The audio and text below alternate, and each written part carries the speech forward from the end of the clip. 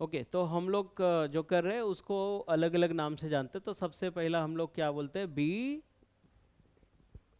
Double E बोलो या B triple E बोलो या बी ई बोलो, basic of electrical and electronics engineering. तो इररेस्पेक्टिव ऑफ द ब्रांच इसको हमने फर्स्ट ईयर में रखा गया है। क्यों रखा गया है? क्योंकि इतना नॉलेज हर बंदे को आना ही चाहिए। That is what is the minimum essential required thing. Because if you talk about civil engineering, वहाँ भी बीम्स वगैरह में आजकल सेंसर्स लगते, दुबई के स्ट्रक्चर्स देखो वो सब इलेक्ट्रॉनिकली एडेड हैं। मैकेनिकल में जाओ, मेकाट्रॉनिक्स है, वहाँ विदाउट अभी इलेक्ट्रिक से बहुत सारी चीज़ें चल रही है। इवन बैटरी भी ईवी में आ गया है, तो उनके पास बहुत सारा स्कोप आ गया है इलेक्ट्रिकल चीज़ें करने का। तुम कंप्यूटर में जाओ तो वहाँ पे जो हार्डवेयर लेवल है, आईबीएम वगैरह जो जो करते हैं, हम लोग फ्रंट एंड कोडिंग करते हैं, बैक एंड करते हैं, तो बैक एंड में जो रहता है उनको और नीचे जाएंगे तो चिप लेवल डिज़ाइनिंग आती है। तो वहाँ भी जो है हमको इसेंशियल पता होना चाहिए। सिमिलरली हम कोई भी दूसरा फील्ड में जाते हैं, कम्युनिकेशन में जाते हैं, वेर एवर, तो हमको कुछ ना कुछ बेसिक्स पता होना चाहिए। तो ये हमारी लाइफ का एक इंटीग्रेटेड पार्ट है, there is no way out. तो हमको अगर जीना है आगे लाइफ में, तो मेक श्योर कि हमको बी डब्ल्यू के कुछ चीज़ें आनी चाहिए। कोई भी कुछ ऐसा बोल दिया तो हमको ऐसा पागल नहीं बनना है ना। कोई भी रोड पे हमको कोई भी सामान भेज दिया और कुछ भी अलग बता दिया तो नहीं चलेगा।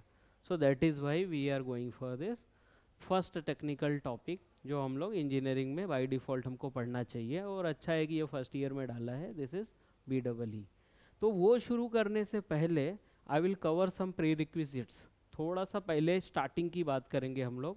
आप लोग को पता भी है बट फिर भी let us do this again. तो हम लोग फिर से ये काम करने वाले। जहाँ तुमको पता है वहाँ तो टेंशन है, जहाँ नहीं है तो लेट अस से कि थोड़ा हम लोग साथ में थोड़ा सा रिव्यू कर लेते हैं, ठीक है। तो चलो शुरू करते हैं।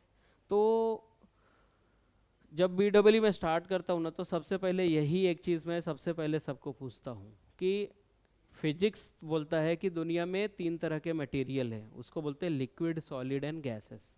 लेकिन इलेक्ट्रिक की दुनिया में तीन तरह के मटेरियल हम अलग समझते हैं, वो क्या है? तो let us first talk about what material, materials. तो दुनिया में तीन तरह के मटेरियल है इलेक्ट्रिक की दुनिया में। क्या क्या है? Let us talk about that. सबसे पहला जो है उसको क्या बोलते हैं? कंडक्टर। दूसरे को क्या बोलते हैं? इंसुलेटर। तीसरे को क्या बोलेंगे? Semiconductor. ये तीनों चीज़ें सुनी सुनी लगती हैं, let us have some discussion. तो अपना क्या है भाई? कंडक्टर है पहला। दूसरा क्या है? इंसुलेटर बोला जाएगा। ऐसे ही हम सबको डिवाइड कर सकते हो। तीसरा है सेमी कंडक्टर।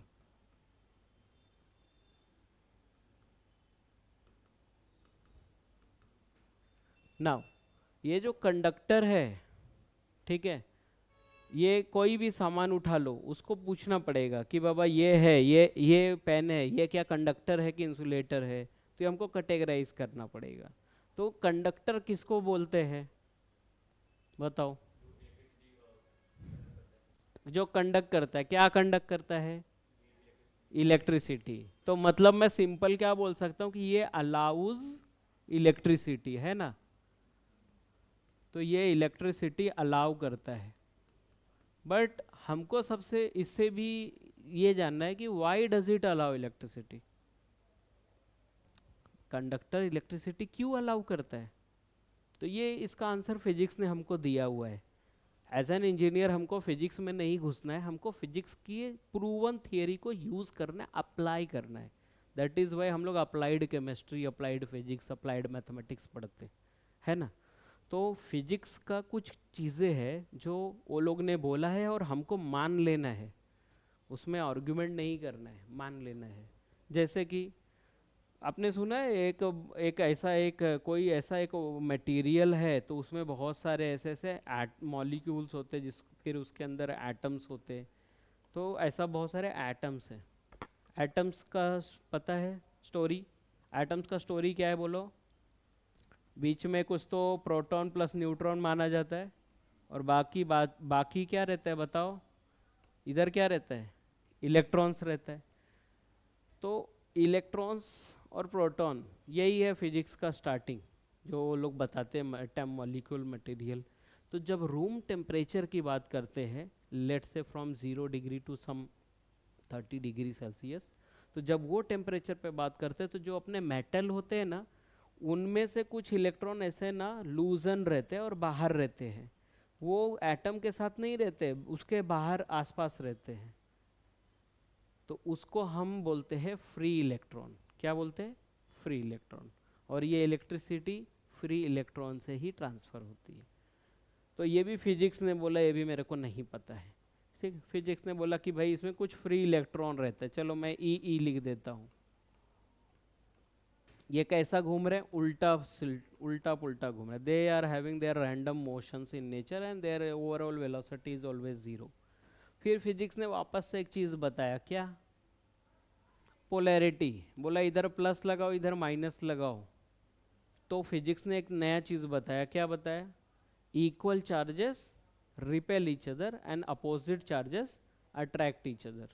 है ना? पॉजिटिव नेगेटिव को अट्रैक्ट करता है, पॉजिटिव पॉजिटिव रिपेल होगा, नेगेटिव नेगेटिव रिपेल होगा। ये भी फिजिक्स ने बोला है, मानना पड़ेगा। मैग्नेट पे वो लोग ने करके दिखाया था। मैग्नेट नॉर्थ साउथ करोगे तो चिपक जाएगा, नॉर्थ नॉर्थ लाओगे तो रिपेल होगा, साउथ साउथ लाओगे तो रिपेल होगा। तो यस, तो ये क्यों अलाउ करता है मालूम है? क्या रहता है उसमें बोलो? फ्री इलेक्ट्रॉन्स, उसको ई बोलते हैं। ठीक है, अब मुझे कुछ एग्जाम्पल बता दोगे क्या?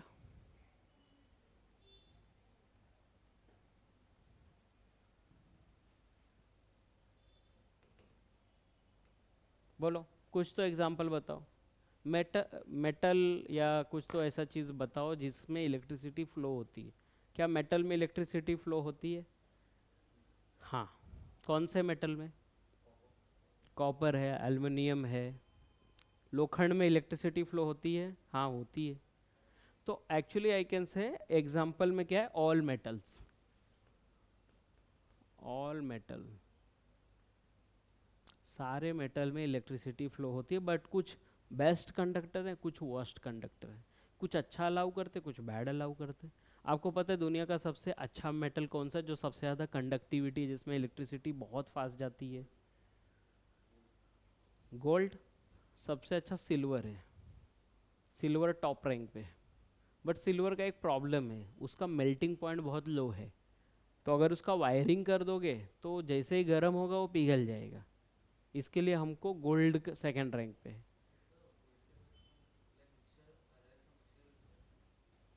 कर सकते हो, एलॉयज भी कर सकते हैं। तो गोल्ड जो है, गोल्ड का मेल्टिंग पॉइंट बहुत हाई है। तो गोल्ड को हम लोग अगर यूज़ करते हैं वायरिंग में, तो कितना भी टेम्परेचर होगा तो भी फ़र्क नहीं पड़ेगा, और रजिस्टेंस एकदम कम है, और इलेक्ट्रिसिटी बहुत फास्ट जाएगी। तो हम लोग क्यों नहीं ज़्यादा वायर यूज़ करते? गोल्ड का वायरिंग क्यों नहीं करते? एक्सपेंसिव ज़्यादा है। क्यों एक्सपेंसिव है? कमोडिटी, उसका डिमांड ज़्यादा है ना? ऐसा बहुत सारा चीज़ है जिसका सप्लाई कम है, डिमांड ज़्यादा है। ठीक है, बट उससे ज़्यादा इसका रेट क्यों बढ़ रहा है? क्योंकि इसका डिमांड कहाँ पे ज़्यादा है? ज्वेलरीज वगैरह, ज्वेलरीज में इसका डिमांड नहीं है। स्टॉक स्टॉक मार्केट में भी इसका डिमांड उतना नहीं है। लेकिन इसका सबसे ज़्यादा डिमांड कहाँ है? सेमी कंडक्टर में है। क्यों है सेमी कंडक्टर में?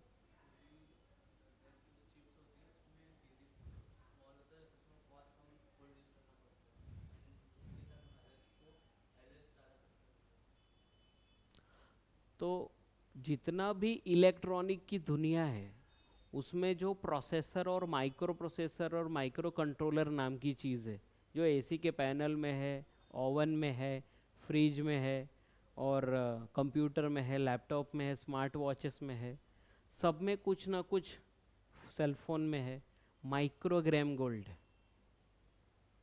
और वही कंडक्टिविटी को फास्ट करता है, सेमीकंडक्टर के साथ में कंपैटिबल है। तो उसका पतला पतला ट्रैक बनाते। तो दुनिया में कितने ऐसे सेलफोन डिवाइसेस हैं, बता सकते हैं? आई थिंक ट्रिलियंस में होंगे। ट्रिलियन को अगर मैंने माइक्रोग्राम गोल्ड से मल्टीप्लाई कर दिया ना, तो भी आंसर जो है थाउजेंड्स ऑफ किलो में जाएगा, टन्स में चला जाएगा। मतलब इतना गोल्ड इलेक्ट्रॉनिक में लाई कर रहा है अभी भी, और डिमांड और बढ़ती जा रही है। तो दैट इज़ वाई सारे मेटल कंडक्टर है, कुछ बेस्ट है। अभी गोल्ड भी अफोर्डेबल नहीं है हमको जनरल वायरिंग में, तो हम लोग उसके भी नीचे आते हैं। तब क्या आता है, कॉपर एंड एल्युमिनियम्स आते हैं। ठीक है, तो हमारा एक्सटेंशन बोर्ड वगैरह जो रहता है, तो वो चाइना क्या करता है, वो और भी लो ग्रेड का मटेरियल या लोहे वोहे का बना के दे देता है, जो मिक्स करके बनाते हैं। तो वो जब हम लोग लेते हैं तो एक दिवाली में वो जलता है पूरा लाइटिंग, और फिर बाद में वो रस्ट लग के अंदर से वायर टूट जाते हैं। फिर अगली दिवाली में आधे जलते आधे नहीं, और नेक्स्ट दिवाली में कोई नहीं जलता। ठीक है, इंडियन कंपनी को स्टैंडर्ड्स कुछ फॉलो करना है, तो वो लोग को क्या करना है, वो लोगों को कॉपर में बनाना है, तो कॉपर वाले चल जाते हैं, लेकिन उसका कॉस्ट ज़्यादा रहेगा। ठीक, तो आप अपने ऊपर ट्रेड ऑफ रहता है कि हम कॉस्ट को प्रेफरेंस दे रहे हैं या क्वालिटी को। तो सारे मेटल कंडक्टर है, और कंडक्टर का काम यही है जो इसने बोला, क्या, यहाँ ए पॉइंट से बी पॉइंट तक सिग्नल को पहुंचाने का काम करता है। तो ये है। दूसरा इंसुलेटर, ये इलेक्ट्रिसिटी अलाउ करेगा कि नहीं बोलो, तो हम क्या बोलेंगे, does not allow electricity, does not allow electricity. इसका कुछ एग्जाम्पल मुझे दोगे क्या?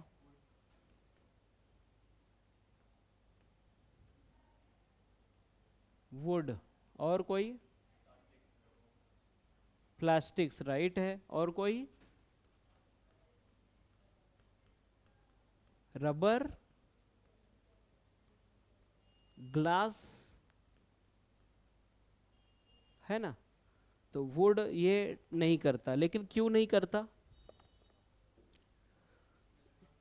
इलेक्ट्रॉन फ्री नहीं होता, जो हमने यहाँ पे लिखा है। तो यहाँ पे क्या लिखना है, no free electron, electron free ही नहीं होता है। तो इसमें अगर इलेक्ट्रॉन फ्री करने का ट्राई करेंगे तो इसको समझो पहला हीट से ट्राई करते, केमिकल नहीं डालते, कोई हीट डालते। हीट इतना करेंगे कि ये अपना फॉर्म चेंज कर लेगा, बट वो इलेक्ट्रॉन लिबरेट नहीं करेगा। This is how insulator works. और इसका काम क्या है, यूज क्या, what is the use of insulator? Safety. अगर इंसुले वायर के ऊपर ये कोटिंग वोटिंग नहीं रहे तो हम इसको टच भी नहीं कर सकते, ये वायर दीवार के अंदर कंसील भी नहीं किया जा सकता है। आपको पता है हाई राइज जो बिल्डिंग्स है उसमें डक्ट बने होते हैं जिसमें से वायर को पुल किया गया रहता है। तो वायर, वो जो डक्ट रहता है उसमें क्या भरा रहता है, पानी भरा रहता है, लिक्विड रहता है, पूरा पानी भरे रहते हैं बिल्डिंग वाले, हमेशा ही रहता है उसमें। 70 महले का बिल्डिंग है, कभी केबल वाला आएगा, केबल डालेगा ना, तो देखना उसका केबल जब खींचेगा ना तो गीला आएगा। वो फटा नहीं रहना चाहिए, वो कोई फटा भी नहीं डालेगा, नहीं तो कोई जॉइंट वाइंट मार के डाल देगा। ताकि सेफ्टी मेंटेन रहे, क्योंकि और लोगों के भी वायर वहाँ से गए भी है। तो ये क्या करता है, सेफ्टी इंश्योर करता है। ये भी बहुत बड़ी बात है। आप कुछ भी रखो लेकिन सेफ्टी नहीं रहे तो क्या फ़ायदा, कब तक हम जो है अननोइंगली टच करने से बचते रहेंगे। एंड देन लास्ट, ये इंसान का सबसे फेवरेट मटेरियल है, इसको बोलते हैं सेमीकंडक्टर। सेमी मतलब आधा, सेमीफाइनल। ठीक है, अगर मैं चाहूँ तो ये कंडक्टर बन सकता है, अगर मैं चाहूँ तो this can become also insulator. कैसे? क्योंकि इसके पास फ्यू इलेक्ट्रॉन होता है। यह क्या करता है, मे और मे नॉट अलाउ इलेक्ट्रिसिटी, मे और मे नॉट अलाउ इलेक्ट्रिसिटी। क्यों? क्योंकि इसके पास कितने इलेक्ट्रॉन है बोलो, फ्यू इलेक्ट्रॉन्स है। इसके इलेक्ट्रॉन बढ़ा दिया तो कंडक्टर बन जाएगा, घटा दिया, फ्री इलेक्ट्रॉन कम कर दिया तो इंसुलेटर बन जाएगा, ये कंडक्ट नहीं करेगा। SiO2 उसका एग्जाम्पल है। तो इसमें जो है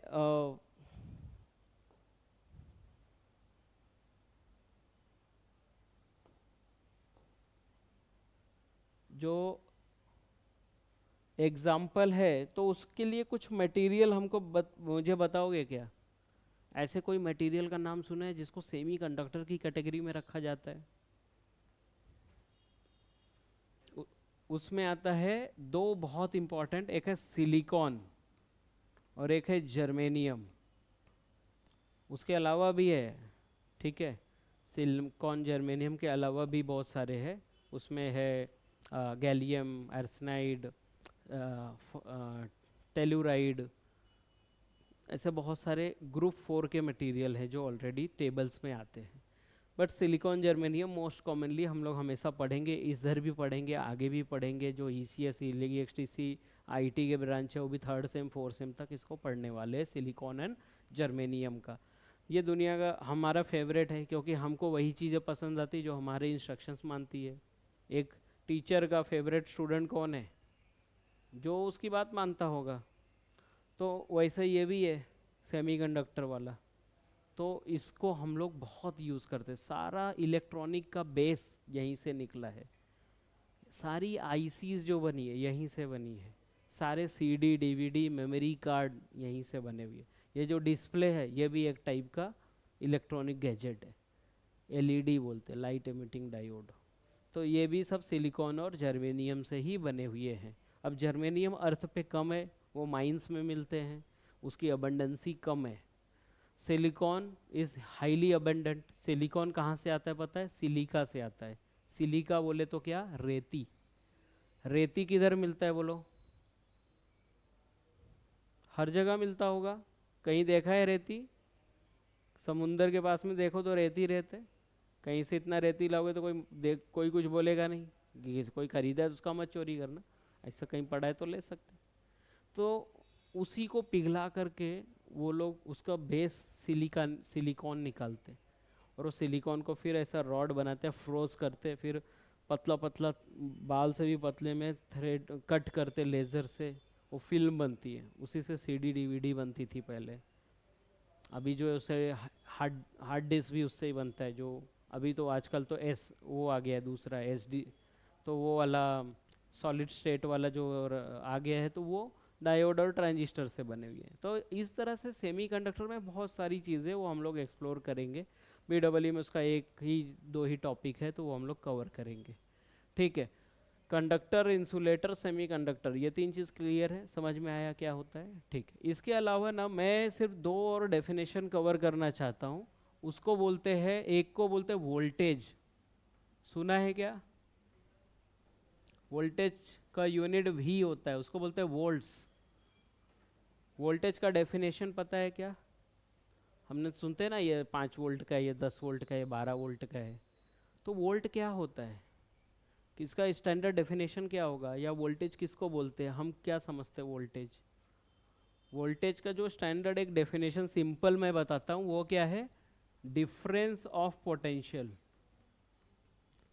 डिफरेंस ऑफ पोटेंशियल। अभी एक नया वर्ड मैंने डाल दिया, वो क्या? Potential. What is this potential? Potential को हम लोग बोलते हैं charge level.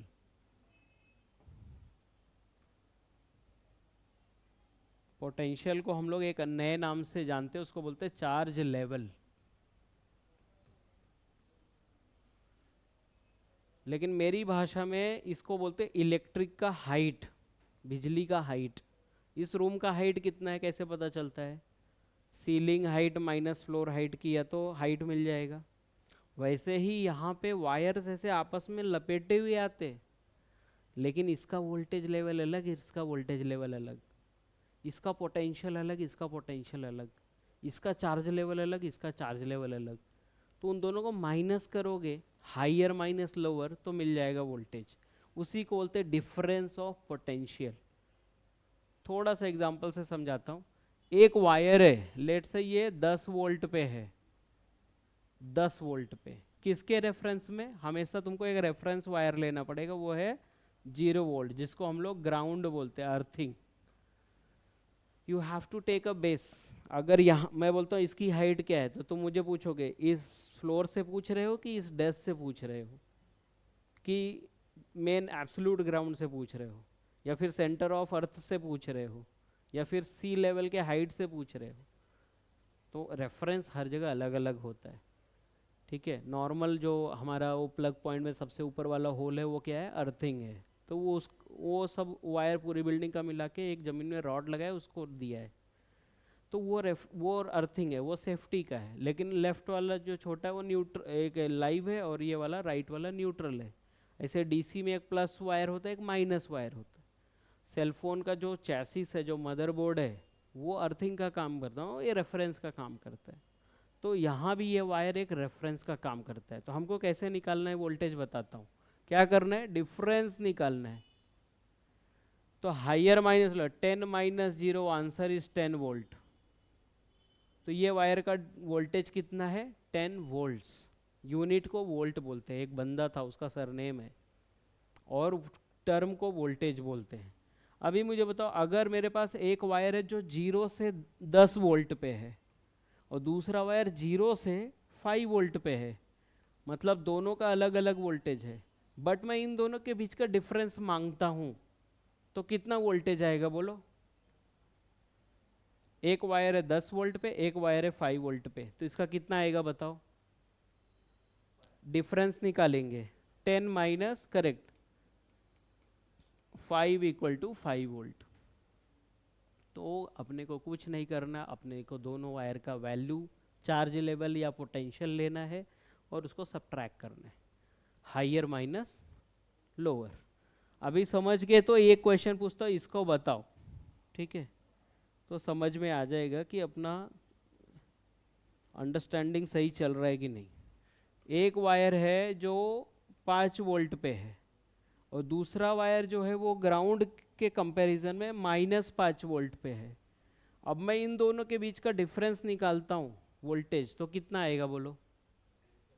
Higher minus lower, 5 minus of -5 है कि नहीं, हो जाएगा 10, राइट। अब एक लास्ट और बता दो मेरे को, एक है -2 वोल्ट पे और एक है -8 वोल्ट पे, तो इनका वोल्टेज कितना होगा, कौन बड़ा है दोनों में। -2, जो 0 के नज़दीक होगा वो बड़ा है। तो I will subtract -2 from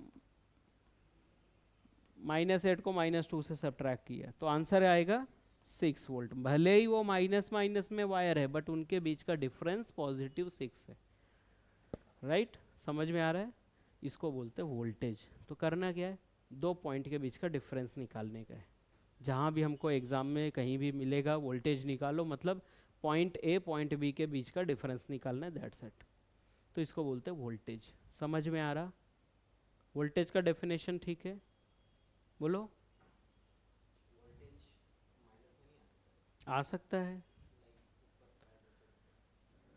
voltage minus, सी ये देखो, ये वोल्टेज किधर है, देखो ना, ये -2 वोल्ट पे है, ये कितना है -6 वोल्ट पे है। लेकिन जब मैं डिफरेंस निकालूंगा तो हायर माइनस लोअर करूंगा।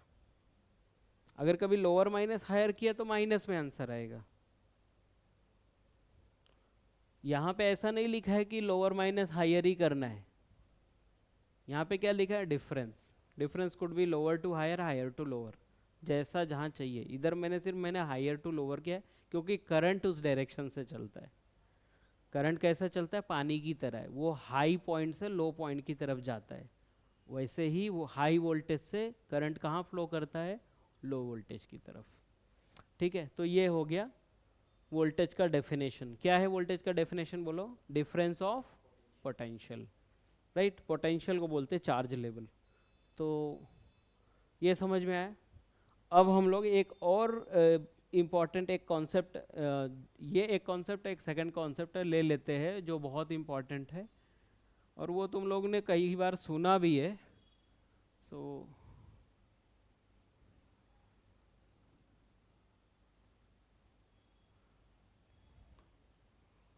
उसका नाम है करंट। उसको आई से बोलते हैं और उसका यूनिट एम्पियर होता है, एम्पियर ए। तो व्हाट इज करंट, करंट का डेफिनेशन क्या होता है। सिंपल डेफिनेशन में मैं बता रहा हूं, उसको बोलते हैं rate of flow of charge, rate of flow of charge. What is charge, charge could be positive negative any. अगर मेरा एक वायर है, ठीक है, तुमने कभी वायर देखा है क्या, कॉपर के वायर वगैरह कभी देखे। वो अंदर से हॉलो रहता है कि वो सॉलिड होता है, कितना भी पतला हो बट वो अंदर से सॉलिड ही रहेगा। जाड़ा वायर रहेगा तो थोड़ा उसका थिकनेस दिखेगा, तो वायर को वो कट मारा, वायर को कट मारा तो ये दिख रहा है, ये जो क्रॉस सेक्शनल एरिया होता है, ये अगर ये है तो इसका ये जो एरिया है इसको बोलते हैं क्रॉस सेक्शनल एरिया। ये क्रॉस सेक्शनल एरिया से जो चार्ज फ्लो हो रहा है, चार्ज चाहे ई हो या कोई भी चार्ज हो, क्यू बोलते हैं उसको लेट से, तो एक सेकेंड में कितना क्यू पास हुआ, I is equal to Q upon T. Q को बोलते कूलम और टी को बोलते सेकेंड, जिसको बोलता है एम्पियर। तो charge per unit time, unit time का मतलब एक सेकंड होता है, एक सेकंड में कितना चार्ज पास हुआ, 1 मिलियन, 1 लाख, 10 लाख, 10, 1, 0, वो बताएगा करंट। तो करंट का डेफिनेशन है rate of flow of charge, क्या रेट से चार्ज का फ्लो हो रहा है, that would decide the current. और करंट निकालने का एक और फॉर्मूला है, वो कौन सा है, ओहम्स लॉ। ओहम्स लॉ सुना है ना। ओहम्स लॉ क्या बोलता है, V is equal to V proportionals I, so V is equal to I into R, है कि नहीं। तो ये ट्रायंगल याद रखो, यहाँ V रहेगा, इधर I है, इधर R है, बोलो V इक्वल टू IR, और I is equal to V divide by R, अब ऊपर नीचे तो अपॉन लेने का, R is equal to V upon I। तो ये फॉर्मूला तीन का तीनों अपने को काम में आ जाएगा। तो इधर से हमको समझ में आता है वोल्टेज और करंट, समझ में आ रहा है। तो we are okay with 3 things, ठीक है। पहला तो मटेरियल हमने देख लिया, कौन सा, कंडक्टर, बिजली चलाने के काम में आएगा, सारे मेटल्स एग्जाम्पल है। इंसुलेटर, उसमें क्या होगा बोलो, वुड वगैरह, ये सब एग्जाम्पल में आएगा। ये इलेक्ट्रिसिटी को नहीं अलाउ करता, बट ये सेफ्टी के लिए काम में आता है। और थर्ड था सेमीकंडक्टर, जो सिलिकॉन, जर्मेनियम वगैरह से बनता है, और वो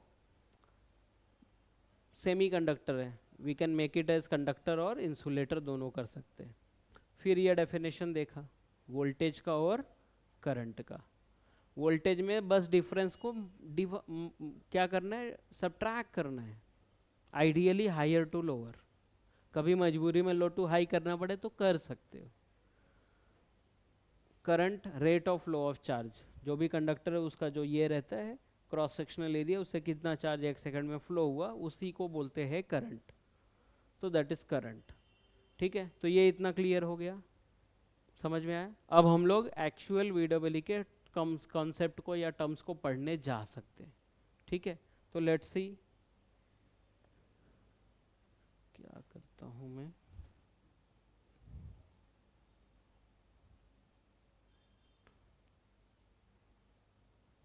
ऐड पेज कौन सा है,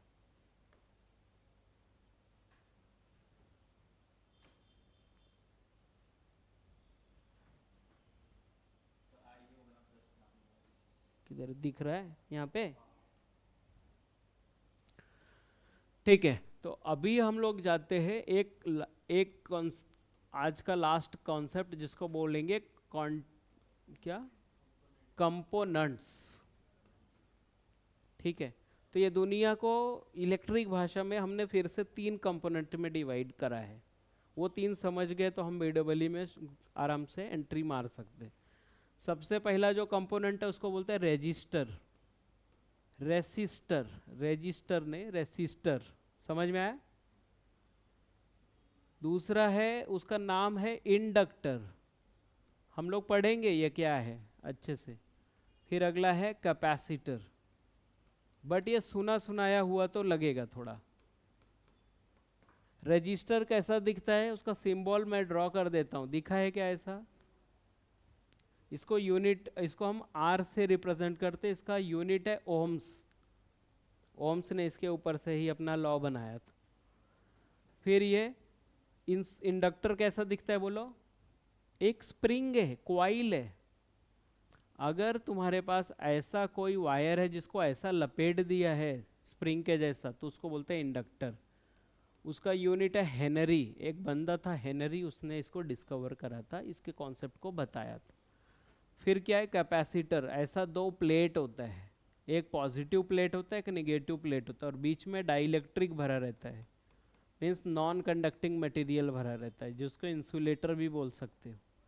इसका यूनिट है सी, कैपेसिटर इसका, सॉरी इसको बोलते सी, और इसका यूनिट है फैराडे। एक फैराडे करके बंदा था, उसने बनाया।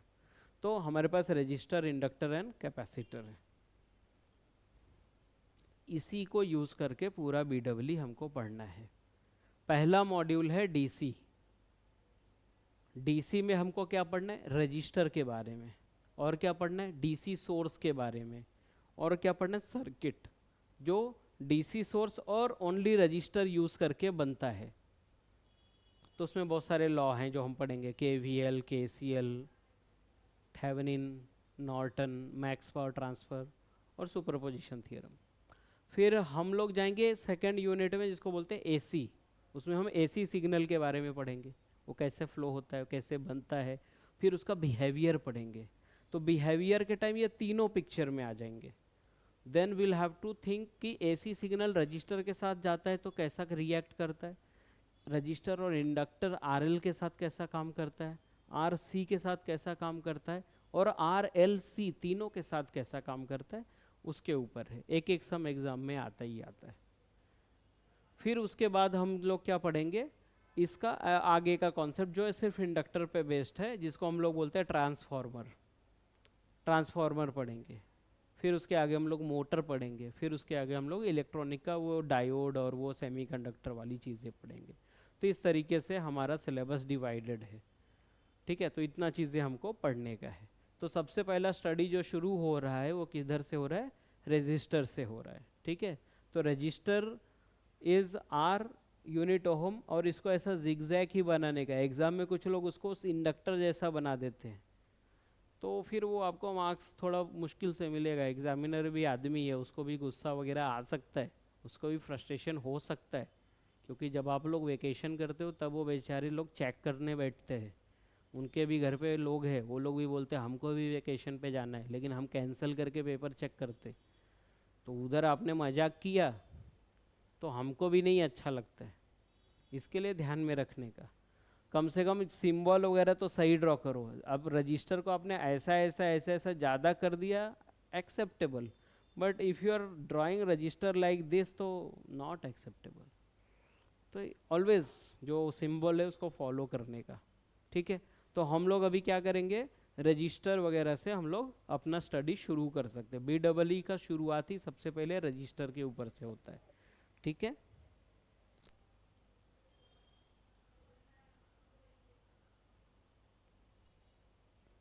तो हम लोग इसको यूज़ ही क्यों करते हैं जब ये इलेक्ट्रिक को हीट में कन्वर्ट करते हैं? क्योंकि ऐसा बहुत जगह लगता है जहाँ हमको पावर कम करके चाहिए। लेट्स से 5 वोल्ट है तुम्हारे पास और लास्ट में एक LED जलाना है, उसको 3 वोल्ट से ज़्यादा मिलेगा तो उड़ जाएगा, वो फ्यूज़ हो जाएगा। तो क्या करोगे? बीच में एक रजिस्टर लगा दिया, छोटा सा रजिस्टर, तो क्या करेगा? पावर उतना खा लेगा, 2 वोल्ट खा लेगा, 2 वोल्ट को वो कन्वर्ट कर देगा हीट में, और 3 वोल्ट का ही पावर बचेगा, तो LED प्रॉपर चलेगा। तो ऐसा बहुत जगह है जहाँ हमको करंट को कंट्रोल करना पड़ेगा, तो वहाँ सब जगह रजिस्टर का नेटवर्क लगता है। तो that is the use of register. लेकिन इसका प्रॉब्लम है कि हीट बनाएगा, तो हीट धीरे धीरे डिसिपेट भी होना चाहिए। अभी हमारे फ़ोन में हम ज़्यादा कुछ काम करते हैं तो वो धीरे धीरे हीट अप होने लगता है। प्रोसेसर का हीटिंग है, डिस्प्ले का हीटिंग है, ट्रैक्स का हीटिंग है, नेटवर्क ICs के हीटिंग है। तो ये सारी हीटिंग जो हो जाती है वो क्या होनी चाहिए? डिसिपेट होना चाहिए। बैक पैनल जो दिया उस पर हीट आता है, अगर हीट आ रहा है तो अच्छी बात है भाई, क्योंकि बाहर आ रहा है हीट। तो कोई भी ऐसा फ़ोन नहीं जो गर्म नहीं होगा, होगा। हाँ, अपने कुछ भी नहीं कर रहे हो, कोई भी मेजर एक्टिविटी नहीं कर रहे हो, फिर भी हीट हो रहा है, फिर मतलब अंदर से कोई बॉट या सॉफ्टवेयर या कुछ कुछ तो प्रॉब्लम है, या हैकिंग वैकिंग कुछ हुई है जो एक्स्ट्रा CPU टाइम ले रहा है, तो वहाँ पे तुमको देखना पड़ेगा, तो वो अलग केस हो गया। ठीक है, तो रजिस्टर का काम क्या है? वो करंट को रोकता है, अपोज करता है। How will verify this? Let's say मेरे पास यहाँ पे एक स्विच बटन है और वायर से मैंने स्टेशन पे, रेलवे स्टेशन तक मैंने वायर लगाई है। स्टेशन यहाँ से कितना थोड़ा ही दूर है, वहाँ तक मैंने वायर से लाइट वहाँ लगाया है। तो यहाँ बटन ऑन किया सप्लाई देके, तो लाइट जलेगा क्या? जलेगा। अब वही लाइट को मैं उठा के सीधा चर्च गेट में रख दिया तो लाइट जलेगा क्या इधर बटन चालू करने से? नहीं। क्यों? क्योंकि वो जैसा जैसा वायर का लेंथ बढ़ेगा रजिस्टेंस बढ़ता है। तो ये हमको जानना पड़ेगा। That is why we have to study this, we need to know this behaviour कि रजिस्टर किन किन फैक्टर्स पे डिपेंड करता है। तो सबसे पहले तो स्टार्टिंग में हमने कंडक्टर पे बात किया था कि गोल्ड ओल्ड होता है उसका रजिस्टेंस कम होता है और इंसुलेटर के रजिस्टर हाईएस्ट होते हैं। तो रजिस्टर किस पे डिपेंड करता है that we need to know. तो अभी नेक्स्ट क्या लिखना है? रजिस्टर का formula R is equal to rho into L divide by A, where rho is called as resistivity. कितना अच्छे से रेसिस्टिविटी, कितना अच्छे से ये रोक सकता है करंट को। Secondly L that is called as length of conductor.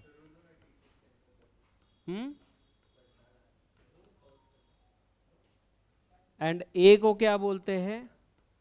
Area of cross section. Cross section area वही था जो मैंने दिखाया तो साइड, इसको ए बोलते हैं, area of cross section.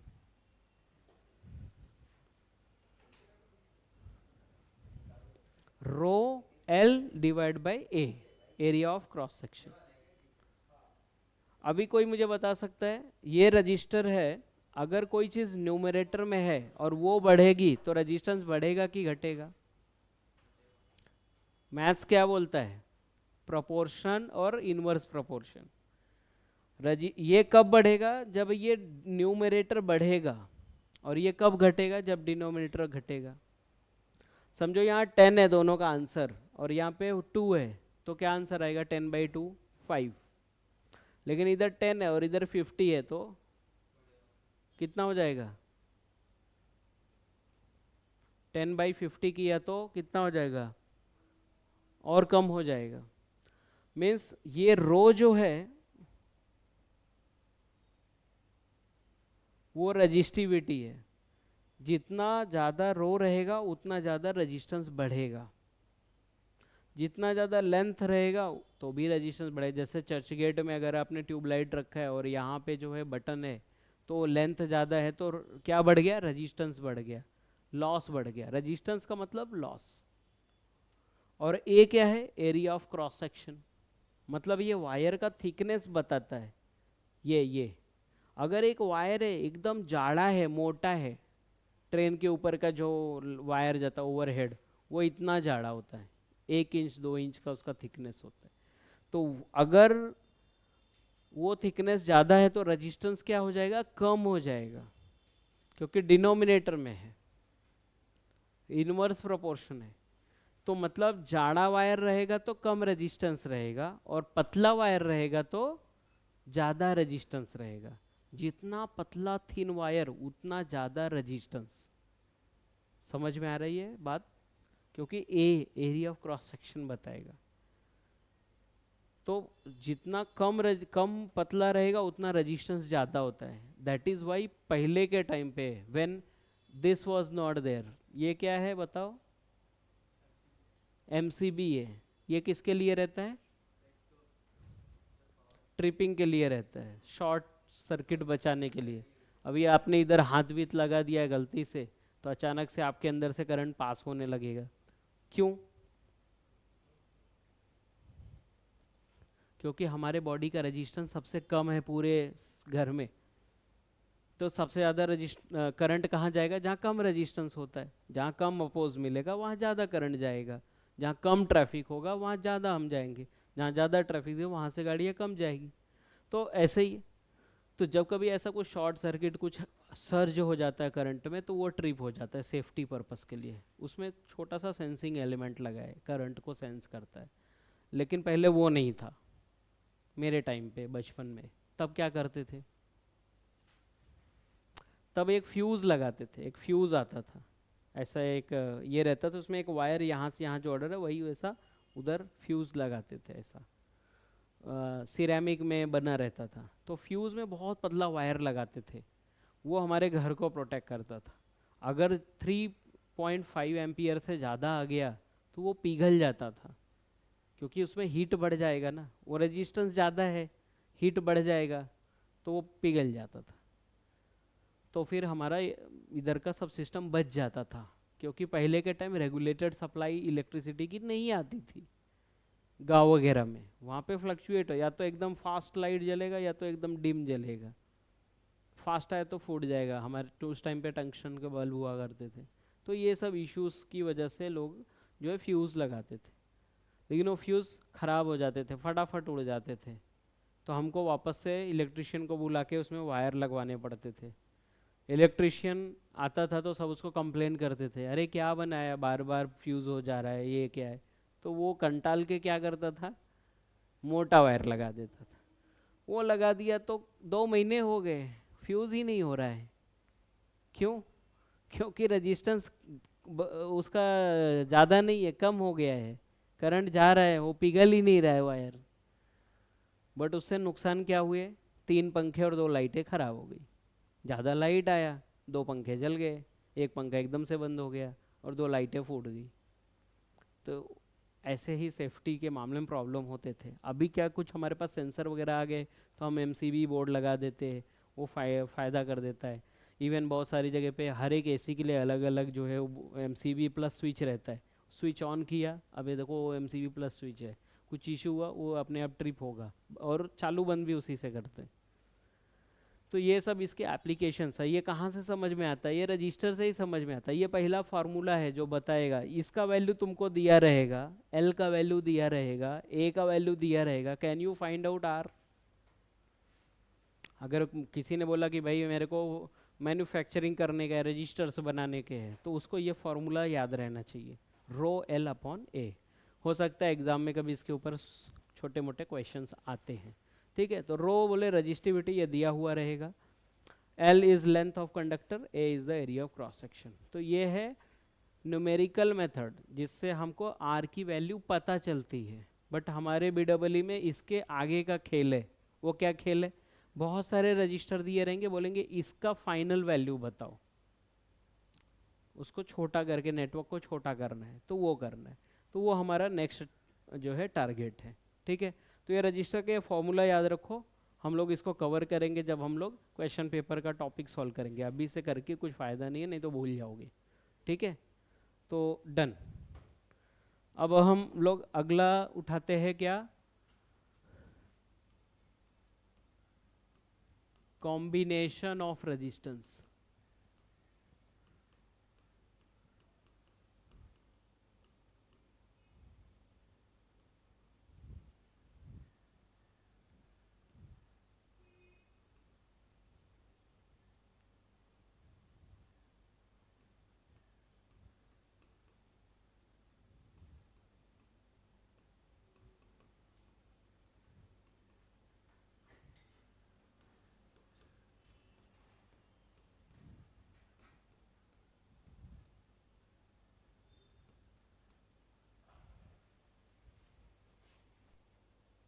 So will do first one, that is series combination.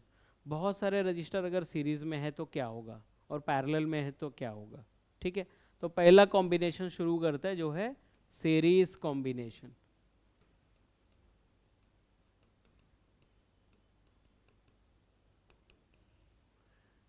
इसमें क्या बोलता है, स्टेटमेंट लिखना पड़ेगा। स्टेटमेंट क्या है, statement, if two or more resistances are in parallel, sorry, are in series,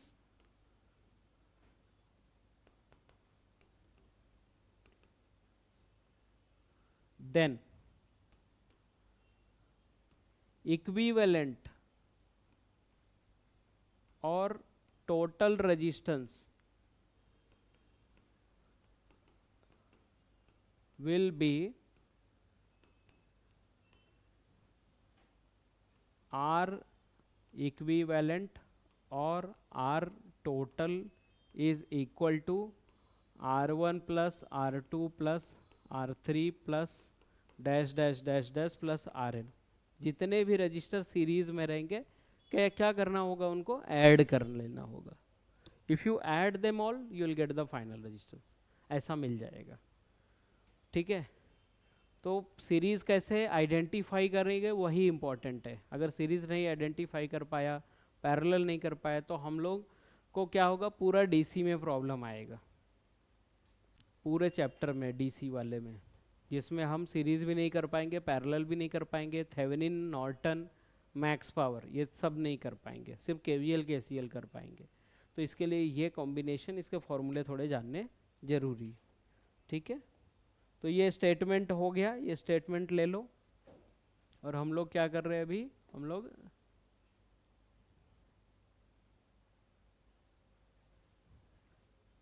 series combination पहला पढ़ रहे हैं, और ये रूल है अपना, ऐड करना है, इससे सिंपल कुछ भी नहीं है। ठीक है, अभी मैं एग्जांपल बता देता हूँ।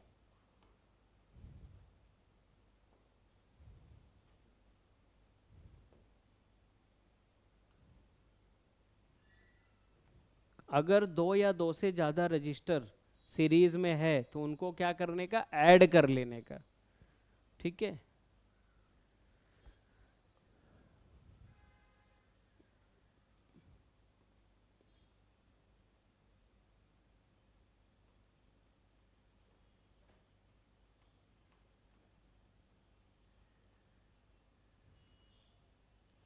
बट मैं आपको क्या बता रहा हूँ, एक 10 रुपए की नोट बता रहा हूँ, हिंट। ये स्टैंडर्ड डेफिनेशन ही एग्जाम में लिख देने का, लेकिन सॉल्व करने के लिए ये जो मैं येलो में लिख रहा हूँ इसको याद रखने का, तब कभी कोई कंफ्यूजन नहीं होगा। तो एक 10 रुपए का नोट या हिंट जो है हमारा, वो क्या है, हिंट वो क्या बोलता है कि same current will be present in all registers।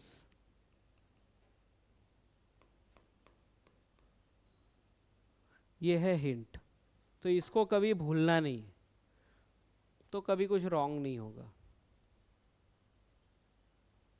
Hint क्या बोलता है कि सेम करंट जाना चाहिए सब में से। सो नाउ हम लोग को गैस करना है कि कौन सीरीज में है कौन नहीं है, बट वो एग्जाम्पल देख के, मतलब डायग्राम देख के आना चाहिए। बट ये येलो वाला हिंट याद रखोगे तो वो डायग्राम में कभी कंफ्यूजन नहीं होगा। चलो मुझे बताओ, अभी एक रजिस्टर यहाँ पे ऐसा ड्रॉ किया जो 2 ओम्स का है, ये ए और बी के बीच में था, ऐसा बुक में बताया हुआ है। और फिर इधर वापस से एक रजिस्टर है सी करके, ये 3 ओम्स का है। तो अभी वो बोल रहा है कि इसकी जगह पे मुझे सिर्फ एक रजिस्टर लिखना है, वो भी बिटवीन ए टू सी। तो फाइनल कितना लिख सकता हूँ बोलो, कितना होगा, ये फॉर्मूला लगाना है। अगर सीरीज में है तो क्या करना है बोलो, ऐड करना है, राइट। तो एडिशन करना है, तो कितना हो जाएगा बोलो, 2 + 3 = 5। But you please verify everything with this, इससे वेरीफाई करना है। क्या है ये, अपना हिंट वाला है, क्या बोल रहा है ये, सेम करंट जाएगा। कभी भी ना स्टार्टिंग से एक पानी का फ्लो डिसाइड करो, एक पानी का बहाव। अब बताओ ये कैसा जाएगा, इसमें जो 2 में गया वो 3 में जाएगा कि नहीं जाएगा, उसके पास और कोई रास्ता नहीं है, वैसे ही जाएगा। तो मतलब दोनों में सेम वाटर फ्लो जा रहा है या सेम करंट जा रहा है, that is why I can add this. अगला बताओ, ये है 2 ओम और ये है 3 ओम, ये ए है, ये बी है, ये सी है। अभी बताओ इसका आंसर क्या होगा, एक ही रजिस्टर चाहिए मुझे, सी और A. Are they in series, yes और नो, सीरीज है कि नहीं है, ये मेथड है, इससे चेक करो क्या उसमें सेम करंट जा रहा है क्या। उसके पहले करंट अज्यूम करो, जो करंट इसमें जा रहा है वो क्या इसमें जा रहा है क्या, हाँ। क्यों, क्योंकि करंट तो हवा में जाएगा नहीं, वो तो वायर के थ्रू जाएगा। वो वायर ऐसा आया, इधर से कहीं और जाने का रास्ता है क्या? नहीं है, तो किधर जाएगा? किधर जाएगा? Down side. मतलब shape does not matter, shape does not matter. हमको चेक करना है कि व्हिच आर इन सीरीज, तो yes they are in series, इसका 5 आएगा आंसर। अभी मुझे एक लास्ट बताओ,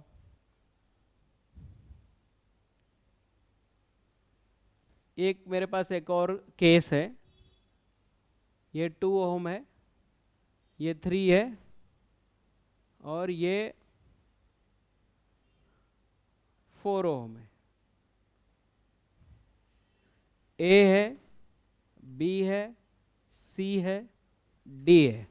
you tell me what is the final resistance between A to D. क्या ये सब सीरीज में है? हाँ, क्योंकि एक ही करंट उसमें जा रहा है, कोई बाइफर्केशन, कोई डिवीजन, कहीं कोई ब्रांचिंग नहीं हुआ है, तो सेम पानी ऐसा ऐसा जा रहा है। Shape does not matter. Answer कितना होगा बोलो? 9 ohms. So just add them all and that is what you get. तो ये सिंपल है। सीरीज में रेजिस्टेंस आएगा तो क्या करना है बोलो? ऐड करना। So next one is parallel combination. Parallel combination में हमको क्या करना है, ये रूल याद रखना है कैसे कॉम्बिनेशन निकालते हैं। 99% स्टूडेंट का आंसर यहीं पे आके रॉन्ग होता है। सीरीज पैरेलल का कोई भी सम कोई भी स्टूडेंट सॉल्व नहीं कर पाता है, और जब वही सेम चीज़ थेवेनिन नॉर्टन में आता है तो उसके पहले और बाद के स्टेप सही रहते हैं, लेकिन यहाँ पे ही गलत करता है। तो ये सबसे बेसिक है, जो सबसे ज़्यादा गलती का स्कोप यहाँ ही पे आता है। सो ये ध्यान में रखो। स्टेटमेंट क्या बोलता है? अगर 2 या 2 से ज़्यादा रजिस्टर पैरेलल में है तो उसका टोटल या इक्विवेलेंट क्या होएगा? ये फॉर्मूला होएगा। R1 इनवर्स, इसको इनवर्स बोलते हैं, R2 inverse, R3 inverse, plus plus plus last जितना भी R होगा उसको इनवर्स इनवर्स करने का, एंड में वापस से पूरे ब्रैकेट को इनवर्स करने का। इसको बोलते हैं कैल्सी फॉर्मूला। आपका कैल्सी में ऐसे ही करना है। कौन सा कैल्सी यूज़ करते हो? साइंटिफिक वाला यूज़ करना है। कौन सा नंबर? 991 ES या ES प्लस, जो भी है, ठीक है। तो उसमें ही ये ऐसा करोगे तो डायरेक्ट आंसर आ जाएगा। नहीं तो अभी तक जो बच्चा वाला कैलकुलेशन है वो अब यहाँ मत करो। बच्चा कैलकुलेशन क्या है?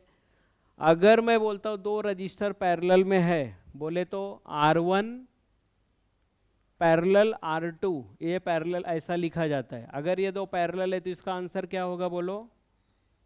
बोलो। R1 into R2 upon R1 plus R2, ऐसा इसका पैरेलल आंसर पहले हम लोग जानते थे, 12th में भी यही पढ़ा है। लेकिन वो सबसे काम नहीं बनेगा। अभी R3 रहेगा तो फिर तीनों का मल्टीप्लाई, तीनों का एडिशन, ऐसा 10 रजिस्टर रहेगा तो और बढ़ जाएगा। वैसा नहीं करना, इसलिए ये फॉर्मूला नया है, कैल्सी फॉर्मूला है, किसी बुक में नहीं है, मैं बता रहा हूँ। तो इसको बोलते हैं कैल्सी फॉर्मूला, इसको यूज़ करना है, ठीक है, ये नहीं यूज़ करना है। ऑलवेज यूज दिस, ठीक है। तो बट पैरेलल आइडेंटिफाई कैसा करेंगे वो हमारा इम्पॉर्टेंट मुद्दा है, कि हाउ विल यू आइडेंटिफाई कि 2 रजिस्टर पैरेलल में है कि नहीं। तो उसके लिए क्या करना है तुमको बोलो? ये हिंट या जो मैं नोट लिखा रहा हूँ वो ध्यान से यूज करना है। अगेन नोट, 10 रुपए वाला, एक 100 वाली आती, एक 10 वाली आती। 10 वाला बहुत इंपॉर्टेंट है, 100 वाला कहीं एक ही जगह पे काम आते हैं ऐसा।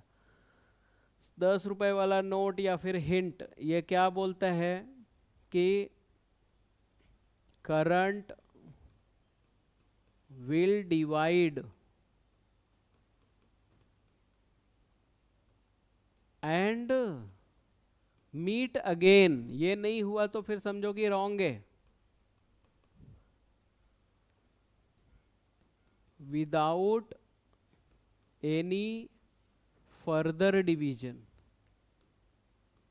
ये याद रखना है।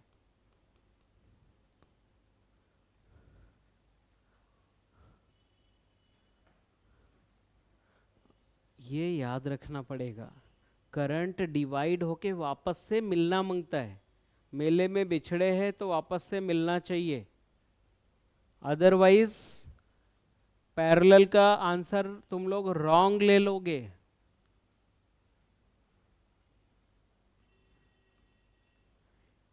ये R1 है, ये R2 है, क्या ये पैरेलल है? क्या ये पैरेलल है? क्या पैरेलल मतलब पैरेलल होना चाहिए। पैरेलल का ये कंडीशन है कि इसके पहले एक वाटर फ्लो पास करके देखो, वो क्या हुआ, दो टुकड़े में जाएगा, दो रास्ता लेगा, है ना।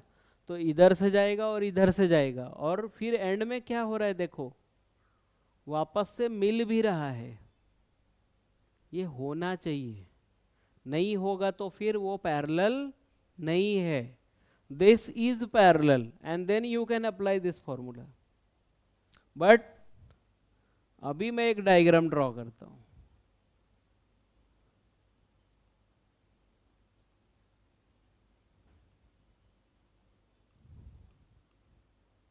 ये A है, ये B है, ये R1 है, R2 है, R3 है, R4 है। बोलो R1 पैरेलल R2 है क्या? नहीं है। क्यों? करंट तो डिवाइड हो रहा है बट वापस बिना फर्दर डिवीजन के मिल नहीं रहा है।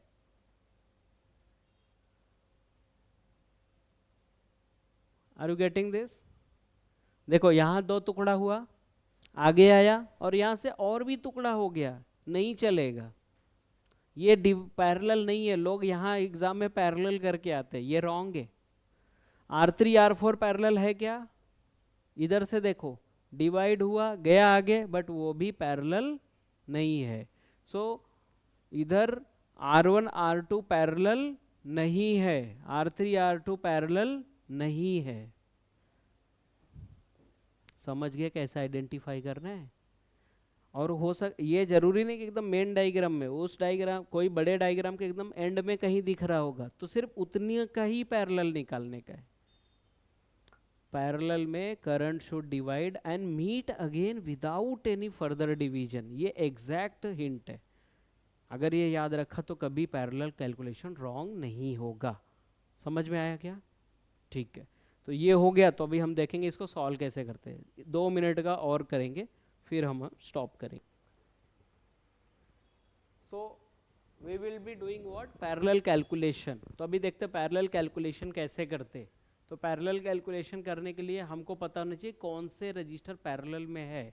अभी मैं जो नेटवर्क बनाऊंगा वो सिर्फ पैरेलल वाले ही, उसमें सीरीज का कुछ दिखेगा नहीं, बट जब एक्चुअल सम सॉल्व करेंगे उसमें दोनों कॉम्बो आएंगे।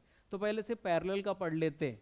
तो लेट्स से कि मेरे पास एक रजिस्टर ऐसा है, एक रजिस्टर ऐसा है, और ये दोनों पैरेलल है ऑब्वियसली। तो इसका आंसर क्या होगा वो मुझे चाहिए। ये B पॉइंट है, ये A पॉइंट है, इधर A B के बीच में एक ही चाहिए। इसका वैल्यू है 30, इसका वैल्यू है 20। तो इसका आंसर क्या आएगा मेरे को बताओ। तो कैसे सॉल्व करेंगे बोलो? इसको रिप्रेजेंट कैसे करते हैं? इसको ऐसा बोलते हैं 20 पैरेलल 30। तो इसका आंसर निकालो। बट क्या यूज करना है? कैल्सी फॉर्मूला, जो मैंने सिखाया है। बोलो, शुरू करते। चलो, कैलकुलेटर ओपन कर लिया, कैलकुलेटर निकाला। तो किसके किसके पास 991 है? शिफ्ट के नीचे, हाँ दे दो। शिफ्ट बटन के नीचे एक बटन दिख रहा है जिसमें बॉक्स बाई बॉक्स दिख रहा है, 2 बक्से छपे हुए दिख रहे हैं क्या? हाँ डिवाइड वाला, 2 बक्से छपे हुए दिख रहे हैं। तो हमको वो बक्सा ले लो, बक्सा ले लो, उसको क्लिक करो। अब ऊपर वाले में लिखो क्या? पैरेलल का फॉर्मूला जो ट्रेडिशनल हो क्या है? R1 इंटू R2, मतलब 20 इंटू 30, डिवाइड बाई नीचे नेविगेशन बटन से नीचे जाओ। आप डिनोमिनेटर में क्या लिखना है? Addition, 20 plus 30। आंसर बोलो कितना?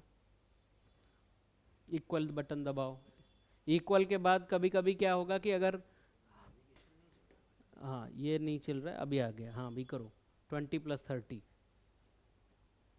ऊपर 20 × 30 करना है, मल्टीप्लाई करना है, R1 × R2 वाला जो फॉर्मूला था ना वैसा 20 × 30 मल्टीप्लाई करो, मल्टीप्लाई बटन दबाओ, 30 लिखो। हमको दोनों मेथड से करके देखना है पहला बार, आगे से सिर्फ कैल्सी फॉर्मूला यूज करेंगे। 20-30 का पैरेलल का आंसर R1 × R2/R1 + R2 12 आता है, लेकिन हमको आगे से ऐसा करना है, अभी के लिए तुमको अलग लगेगा बट आगे से यही फॉलो करना है। 20 इनवर्स ब्रैकेट लेने का, ये राउंड ब्रैकेट आएगा कैल्सी में, 20 inverse + 30 inverse bracket close whole answer का इनवर्स, और एक ही बार में एक ही इक्वल में डायरेक्ट आंसर आएगा। नहीं समझा तो ऐसा भी कर सकते हैं, लेकिन अभी से यही प्रैक्टिस करना है। आया? हाँ बोलो। तो कैल्सी फॉर्मूला यूज करना है, inverse, inverse, whole inverse and answer, इसका भी आंसर 12 आएगा, बट आगे चल के ये बहुत यूजफुल होने वाला है। ठीक है, अभी मैं आपको टास्क देता हूँ और आप मुझे बताओ फटाफट आंसर। सबसे पहले कि अगर 20 पैरेलल 30 पैरेलल 25 पैरेलल 156 पैरेलल 95 है तो इसका आंसर क्या होगा? ये मेथड से यूज करो, ब्रैकेट शुरू करो, ब्रैकेट शुरू करो, लिखो कितना 20 इनवर्स प्लस 30 इनवर्स, ऐसे करते जाओ, प्लस 25 इनवर्स, ये बहुत काम आगे आएगा इसलिए मैं अभी सिखा रहा हूँ, प्लस 95 इनवर्स और ब्रैकेट क्लोज करके इनवर्स करके आंसर दो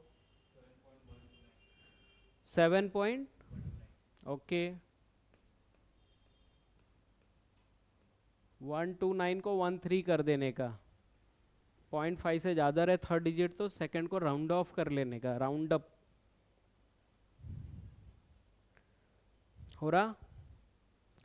इनवर्स लगाया क्या लास्ट में? आ रहा है? नहीं आ रहा तो बताओ, यहाँ हम सीखने के लिए आए हैं। 7.1 129 को 13 बोलेंगे, आगे आप बोलो, हो रहा? ब्रैकेट, ब्रैकेट देखा मिला क्या ब्रैकेट? हाँ इनवर्स, उसके बाद इनवर्स भी है।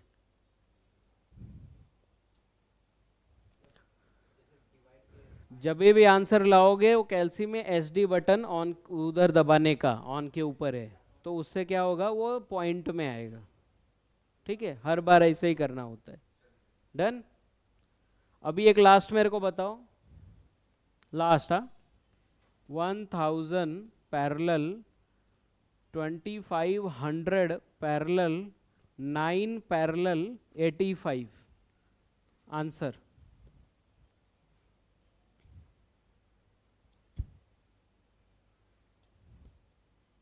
ब्रैकेट शुरू करने का, 100 inverse 2500 inverse 9 inverse 85 inverse, bracket close, फिर इनवर्स, उसके बाद equal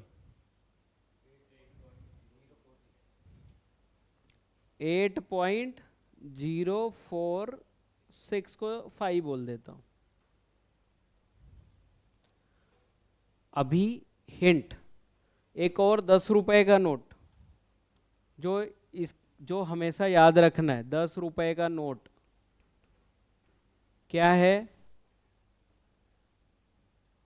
total resistance will always be lesser than the least resistance in the combination.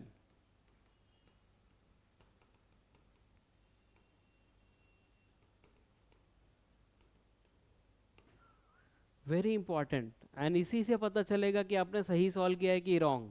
क्या कि बाबा जो सबसे छोटू रजिस्टर होगा ना पूरे सीक्वेंस में, आंसर उससे भी छोटा आना चाहिए। सबसे छोटा कौन है? 9, आंसर 9 से छोटा आना चाहिए। 8.99 आ जाएगा लेकिन उसके ऊपर नहीं जाएगा। इधर सबसे छोटा कौन है इसमें बोलो? 20 से भी छोटा आंसर आएगा। ठीक है, अगर इसी में मैं एक और पैरेलल करके 1 लिख देता तो आंसर कितना आता बोलो? 1 से भी छोटा, 0.912 ऐसा कुछ आता, बट 1 से भी छोटा आता। दिस विल अश्योर कि आपने कॉम्बिनेशन का आंसर सही लाया कि नहीं।